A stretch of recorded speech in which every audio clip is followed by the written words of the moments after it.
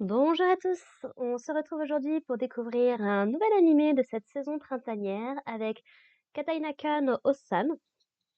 Donc en gros, un vieux maître épéiste qui se retrouve à devoir entraîner toute une nouvelle génération de chevaliers. Alors, je vais peut-être pas nécessairement avoir grand-chose à dire sur l'épisode parce que je me rends compte en fait que pour un épisode de 20 minutes, concrètement, il se passe pas grand-chose.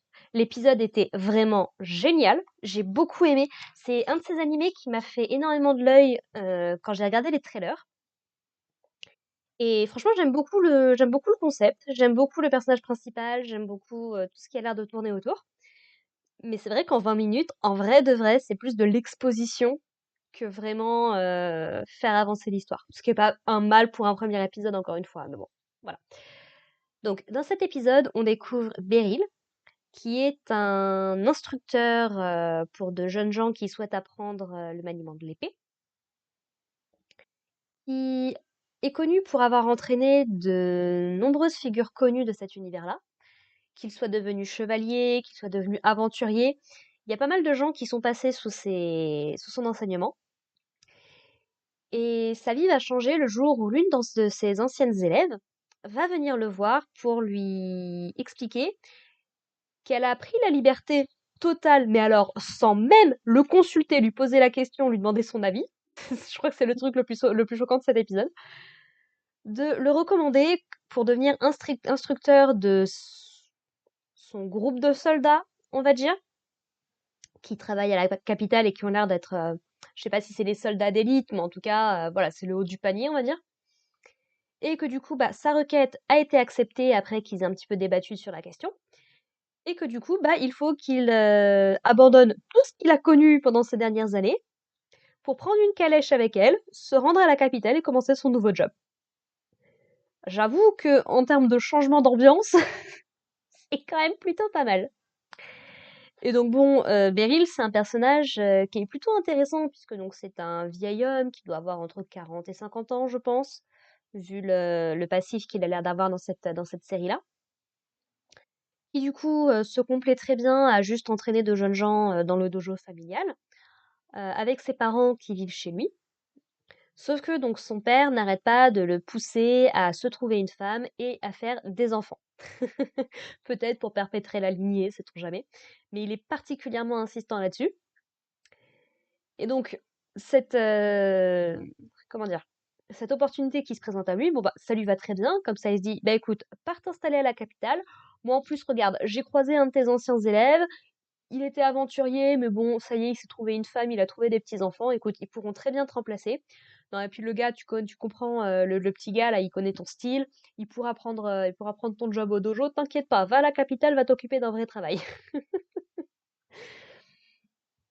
Et du coup, voilà, Beryl, c'est pas trop son truc, quoi. C'est-à-dire que c'est un homme qui est assez humble de nature. C'est-à-dire que il a conscience d'avoir un niveau peut-être un peu supérieur à la moyenne, mais il se dit pas non plus, je suis une légende vivante, tous ceux que j'ai entraînés me doivent leur carrière, je, je suis déçu de ne pas avoir pu mener ma carrière comme je l'entendais, de me retrouver coincé dans ce petit patelin paumé et tout. Non, non, lui, il est juste très content de sa vie actuelle. Il cherche pas nécessairement à avoir une femme ou avoir des enfants. Il est très heureux d'apprendre que ses anciens élèves ont réussi dans la vie sans se dire nécessairement que c'est grâce à lui. C'est il se dit, bah écoute, t'avais du talent, t'as travaillé dur pour ça, donc tu peux être fier de ce que t'as accompli. Et déjà, rien que là, il montre déjà qu'il a des bonnes qualités pour être professeur, c'est-à-dire valoriser ton élève. Ça fait partie des choses super importantes, c'est que un enfant, un adolescent, ou même encore une fois devenu à l'âge adulte, quelqu'un qui a beaucoup de respect pour toi, bah, il va chercher ton approbation, en fait. Et c'est une excellente chose de le mettre en avant, de le valoriser, de dire, bah écoute, ça c'est très bien ce que tu as fait. Tu peux le critiquer, tu peux dire, pointer du doigt les choses qu'il a mal fait, mais il faut toujours mettre en avant des choses positives. Parce que comme ça, c'est comme ça que la personne va gagner de la confiance en soi. Et c'est super important, la confiance en soi, dans ce genre de choses. Donc, ouais, clairement, Beryl, il a ce qu'il faut pour être un bon prof. Il y a bien que lui qui est pour ne pas le penser. Et donc, voilà, il va se rendre à la capitale, il va faire un petit discours rapido devant tous les chevaliers qu'il est censé entraîner. Mais on va dire qu'il ne reçoit pas l'approbation générale qu'attendait probablement son ancien élève. Donc il y a des gens qui sont bon, apparemment il a un surnom assez connu, qui le met pas vraiment en avant. Euh, les gens doutent de ses réelles capacités à pouvoir les entraîner, à pouvoir leur apprendre quelque chose. Et il y a même un des jeunes, du coup, qui est le vice-commandant, qui va le défier pour bah, l'écraser et l'humilier devant tout le monde. En tout cas, c'est ce qu'il espère faire. Il y a même de la provocation et tout. Et ce que j'aime beaucoup, c'est que la réaction de Beryl, se dire, oui, t'as raison, non mais je me prends pas pour n'importe quoi, voilà, je sais que je suis pas quelqu'un d'exceptionnel, je pense pas pouvoir vous apprendre grand-chose, hein. J'ai- La meilleure façon de répondre à la provocation, c'est justement de ne pas y répondre, en fait. Ça va frustrer la personne encore plus. Et du coup, voilà, ils se font un petit duel pour jauger un petit peu des capacités l'un de l'autre. Et Beryl, bah, encore une fois, il est en mode ah, franchement, il est vachement doué, il me surpasse en force, en vitesse. Son seul vrai problème, en fait, c'est que ses attaques sont trop linéaires. C'est-à-dire il se laisse un petit peu trop ouvert à une contre-attaque, et surtout à ce que quelqu'un puisse lire ses mouvements. Et c'est ce qui va se passer avec Beryl, qui du coup va le battre en le mettant en échec, mais tout gentiment, quoi. Il lui met juste une petite tape sur l'épaule, quoi, après l'avoir esquivé. Et du coup, bon, bah, je suis également contente, c'est que ce gars-là, du coup, plutôt que de se sentir humilié, frustré, jaloux, tout ce que vous voulez, non, non, il va être là, il va être en admiration, il va dire, waouh, franchement, ce que vous avez fait, c'était génial et tout, je m'excuse de mon impolitesse, faut absolument que vous m'appreniez tout ce que vous savez, je suis très heureux d'apprendre sous votre huilette, merci sensei, quoi. Donc, franchement, pour l'instant, on a des personnages à la mentalité assez positive, j'aime beaucoup. Franchement, en fait, ça change.